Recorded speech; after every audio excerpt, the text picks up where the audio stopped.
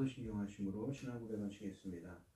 전능하사 천지를 만드신 하나님 아버지를 내가 믿사오며 그 외아들 우리 주 예수 그리스도를 믿사오니 이는 성령으로 잉태하사 동정녀 마리아에게 나시고 본디오 빌라도에게 고난을 받으사 십자가에 못 박혀 죽으시고 장사한 지 사흘 만에 죽은 자 가운데서 다시 살아나시며 하늘에 오르사 전능하신 하나님 우편에 앉아 계시다가 저리로서 산자와 죽은 자를 심판하러 오시리라. 성령을 믿사오며 거룩한 공회와 성도가 서로 교통하는 것과 죄를 사하여 주시는 것과 몸이 다시 사는 것과 영원히 사는 것을 믿사옵나이다. 아멘. 찬송가 351장입니다. 351장입니다. 믿는 사람들은 주의 군사니 앞서가신 주를 따라갑시다. 우리 대장 예수 길을 들고서 전진하는 곳에 가신 것 보라. 믿는 사람들은 주의 군사니 앞서가신 주를 따라갑시다. 원수 마귀 모두 쫓겨가기는 예수 이름 듣고 겁이 남이라. 우리 찬송 듣고 지옥 떨리니 형제들아 주를 찬송합시다. 믿는 사람들은 주의 군사니 앞서가신 주를 따라갑시다. 세상 나라들은 멸망당하나 예수 교회 영영 왕성하리라. 마귀 건세감이 해치 못함은 주가 모든 교회 지키심이라. 믿는 사람들은 주의 군사니 앞서가신 주를 따라갑시다. 백성들아 와서 함께 모여서 우리 모두 함께 개가 부르세. 영원토록 영광 권세 찬송은 우리 임금 주께 돌려보내세. 믿는 사람들은 주의 군사니 앞서가신 주를 따라갑시다. 아멘. 오늘 함께 하실 하나님의 말씀은 사사기 6장 11절로 24절 말씀입니다. 사사기 6장 11절로 24절 말씀입니다. 교독을 하겠습니다. 제가 먼저 읽겠습니다. 여호와의 사자가 아비에셀 사람 요아스에게 속한 오브라에 이르러 상수리 나무 아래에 앉으니라. 마침 요아스의 아들 기드온이 미드안 사람에게 알리지 아니하려 하여 밀을 포도주 틀에서 타작하더니 여호와 사자가 기드온에게 나타나 이르되 큰 용사여 여호와께서 너와 함께 계시도다 하매 기드온이 그에게 대답하되 오 나의 주여 여호와께서 우리와 함께 계시면 어찌하여 이 모든 일이 우리에게 일어났나이까. 또 우리 조상들이 일찍이 우리에게 이르기를 여호와께서 우리를 애굽에서 올라오게 하신 것이 아니냐 한 그 모든 이적이 어디 있나이까. 이제 여호와께서 우리를 버리사 미디안의 손에 우리를 넘겨주셨나이다 하니 여호와께서 그를 향하여 이르시되 물러가서 이 너희의 힘으로 이스라엘을 미디안의 손에서 구원하라. 내가 너를 보낸 것이 아니냐 하시니라. 그러나 기드온이 그에게 대답하되 오 주여 내가 무엇으로 이스라엘을 구원하리이까. 보소서 나의 집은 므낫세 중에 극히 약하고 나는 내 아버지 집에서 가장 작은 자니이다 하니 여호와께서 그에게 이르시되 내가 반드시 너와 함께하리니 내가 미디안 사람 치기를 한 사람을 치듯 하리라 하시니라. 기드온이 그에게 대답하되 만일 내가 주께 은혜를 얻었사오면 나와 말씀하신 이가 주 되시는 표징을 내게 보이소서. 내가 예물을 가지고 다시 주께로 와서 그것을 주 앞에 드리기까지 이곳을 떠나지 마시기를 원하나이다. 그가 이르되 내가 돌아올 때까지 머무르리라 하니라. 기드온이 가서 염소 새끼 하나를 준비하고 가루 한 에바로 무교병을 만들고 고기를 사쿠리에 담고 국을 양푼에 담아 상수리나무 아래 그에게로 가져다가 드리매 하나님의 사자가 그에게 이르되 고기와 무교병을 가져다가 네 바위 위에 놓고 국을 부으라 하니 기드온이 그대로 하니라. 여호와의 사자가 손에 잡은 지팡이 끝을 내밀어 고기와 무교병에 대니 불이 바위에서 나와 고기와 무교병을 살랐고 여호와의 사자는 떠나서 보이지 아니한지라. 기드온이 그가 여호와의 사자인 줄을 알고 이르되 슬프도소이다. 주 여호와여 내가 여호와의 사자를 대면하여 보았나이다 하니 여호와께서 그에게 이르시되 너는 안심하라 두려워하지 말라 죽지 아니하리라 하시니라. 기드온이 여호와를 위하여 거기서 제단을 쌓고 그것을 여호와 샬롬이라 하였더라. 그것이 오늘까지 아비에셀 사람에게 속한 오브라에 있더라. 아멘. 오늘 본문 말씀의 제목은 여호와의 단을 세우다입니다. 하나님은 이스라엘을 구원할 사람으로 기드온을 선택하십니다. 기드온에겐 부족한 점이 많았지만 하나님은 함께 하실 것을 약속하시며 그를 큰 용사로 세워가십니다. 11절에 보시면 하나님의 부르심을 전하기 위해 천사가 기드온을 찾았을 때 그는 미디안 사람들에게 들키지 않으려고 포도주 틀에서 몰래 밀을 타작하고 있었습니다. 미디안 사람들이 두려워서 숨어서 곡식을 타작하고 있는 기드온의 모습이 상당히 우스꽝스럽습니다. 밀을 타작하는 일은 많은 공간이 필요합니다. 걷어들인 곡식을 도리깨로 내리쳐 줄기와 곡식을 나눈 다음, 그러니까 지푸라기와 곡식을 나눈 다음 곡식을 채질을 해서 왕겨와 곡식을 분류해야 합니다. 그래서 성경은 타작마당이라는 말을 다 자주 사용합니다.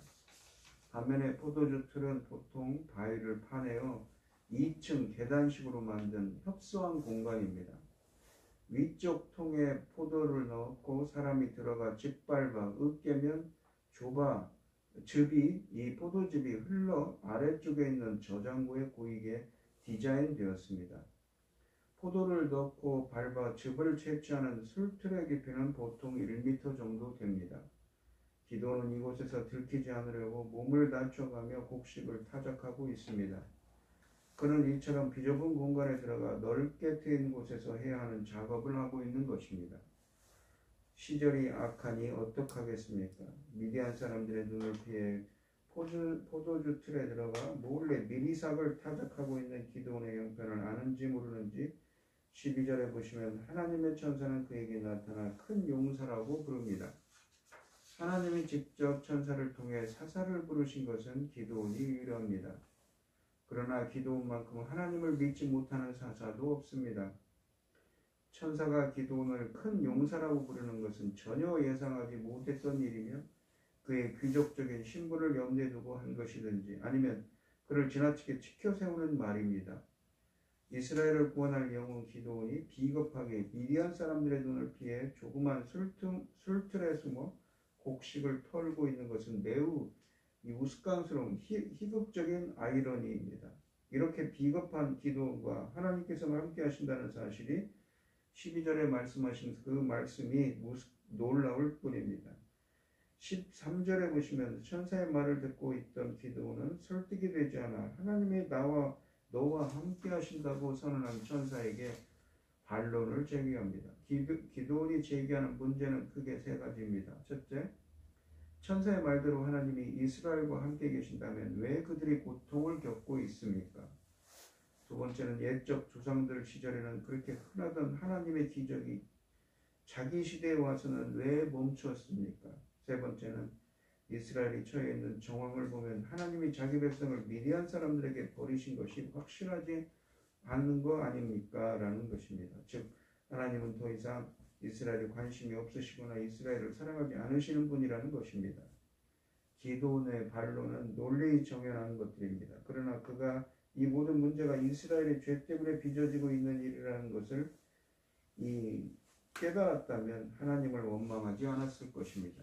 오히려 회개했을 것입니다. 그러나 14절에서 여호와께서 그를 바라보면서 말씀하십니다. 11절에서 이 대화를 시작한 이는 여호와의 사자였는데 어느 순간에 여호와로 바뀌어 있습니다. 구약에서는 하나님의 현현과 천사들의 현현이 구분이 되지 않습니다. 천사들을 보는 것은 곧 하나님을 보는 것인 경우가 흔한 경우입니다. 하나님은 기드온이 제기한 세 가지 문제에 직접적으로 대답하지 않으십니다. 여호와께서 문제를 해결하려고 직접 오셨으니 기드온이 제기한 반론들은 무의미해졌기 때문입니다. 하나님이 고통당하고 있는 자기 백성을 구하라며 기드온을 부르신 일은 여러 면에서 모세를 부르신 일과 비교됩니다. 하나님은 기드온에게 명령하십니다. 너에게 있는 힘을 가지고 가서 내 백성 이스라엘을 구하라. 내가 너를 보내노라 라고 14절에 말씀하십니다. 나중에 34절에서 여호와의 영이 기드온을 사로잡은 후에야 그가 전쟁에 임하는 것을 보면 이 말씀은 기드온의 개인적인 능력으로 이스라엘을 구원하라는 말이 아닙니다. 또한 바로 앞에서 여호와께서 너와 함께 하신다고 12절에 말씀하셨습니다. 곧 내가 너에게 주는 능력을 가지고 가서 이스라엘을 구원하라는 말씀입니다. 기드온이 이스라엘을 구원하는 일에서 성공할 것을 보장하는 것은 하나님이 주시는 능력과 하나님이 이 일을 위하여 그를 보내셨다는 사실입니다.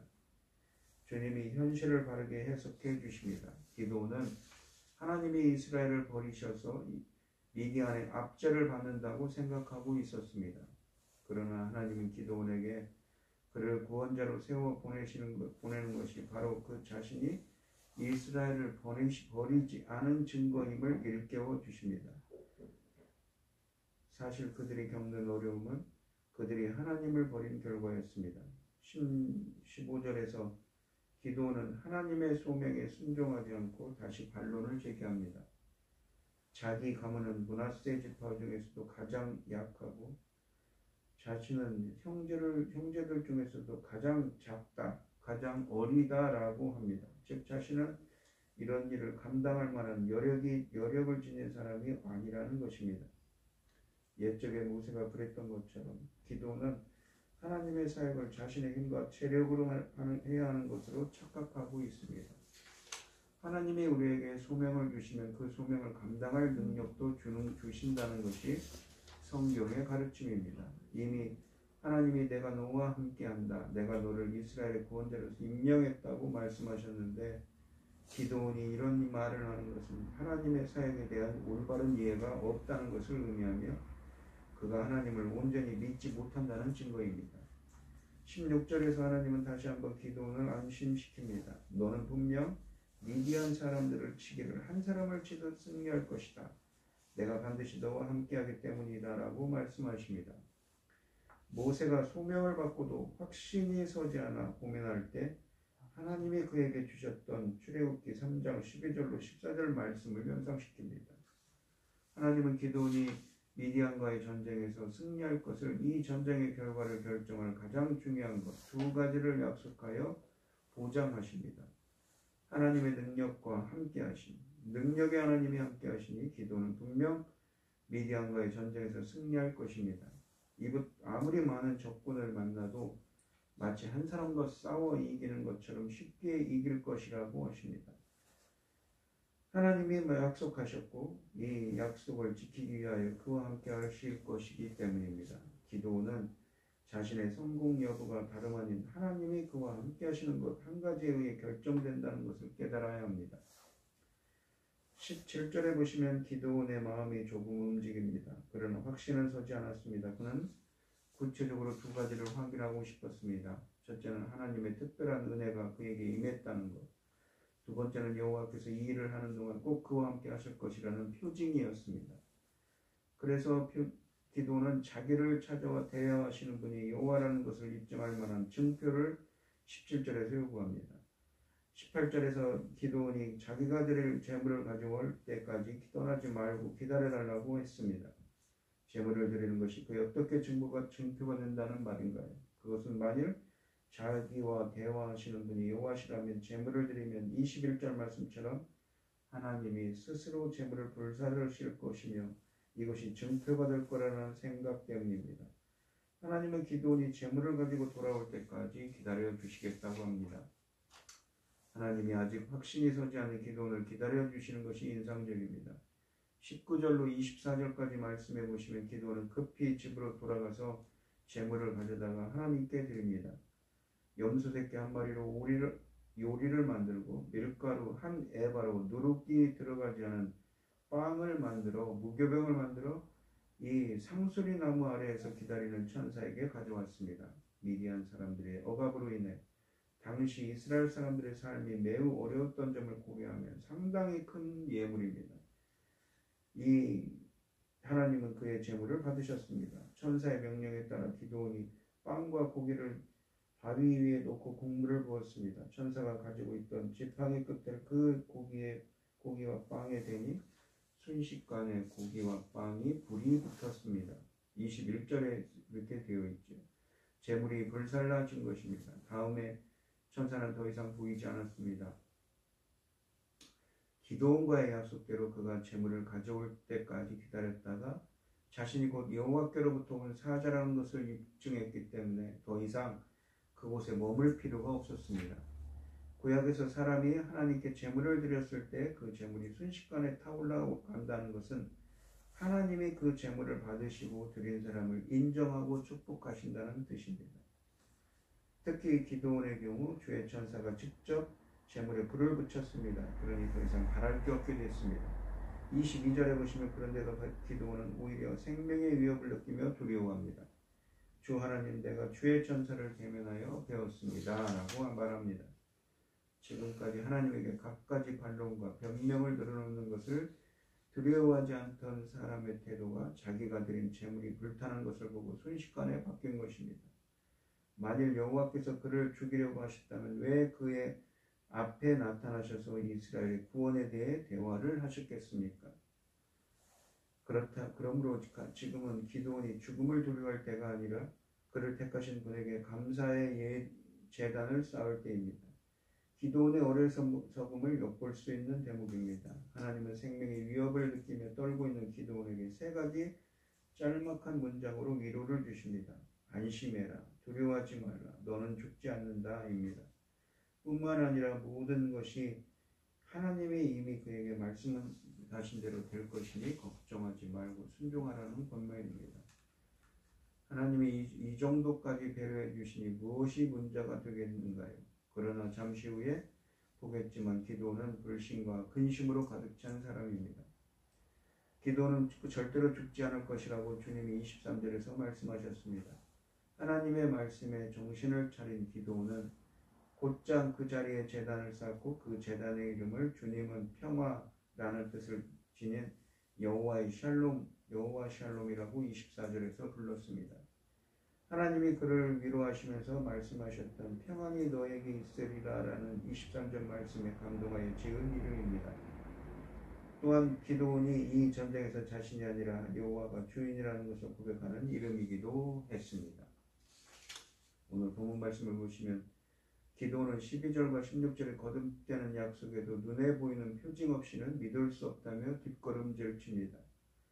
하지만 하나님은 오랜 기다림과 함께 그의 재물에 불로 응답하셔서 그를 설복하시고 평안을 주십니다.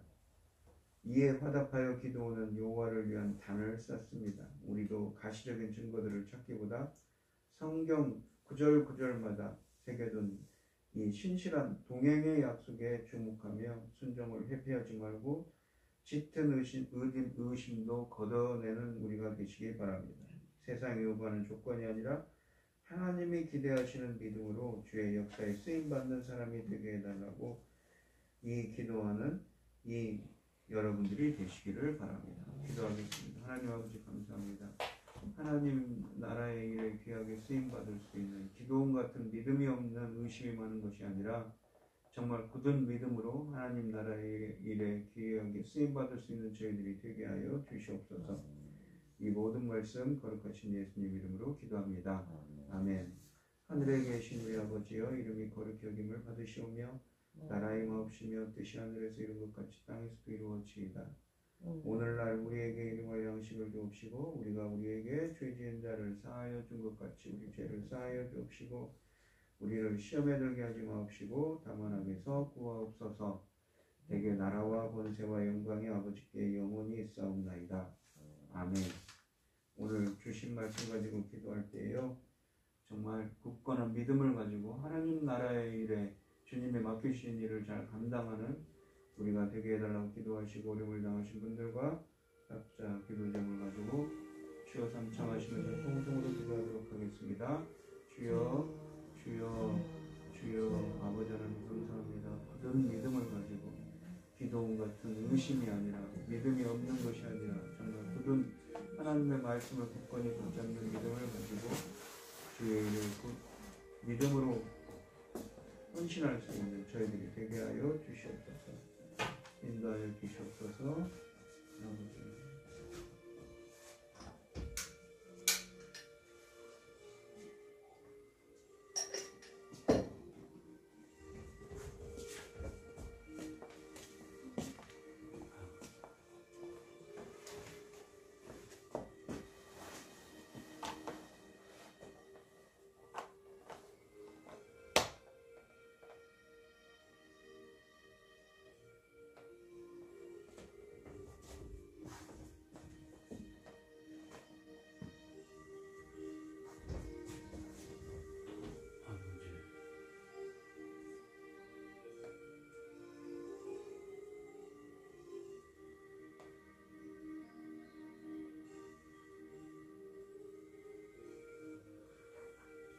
음.